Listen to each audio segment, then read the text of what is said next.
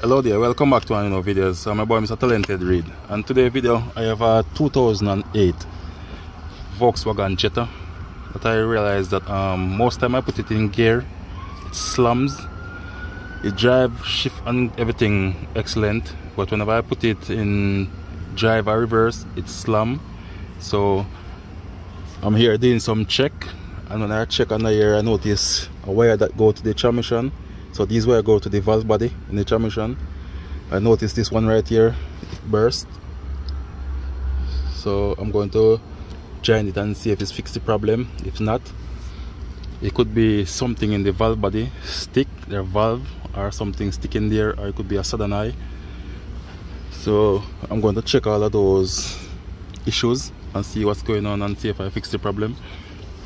So if you have a slamming issue or jerk, what they call it, you can check for any burst wire like this one, and check in the transmission valve body to see if anything sticking there in the valve sticks or the sudden eye go bad or scotch. So if you find this video useful, please like, share, comment and subscribe to my YouTube channel. Thank you all for watching. Bye.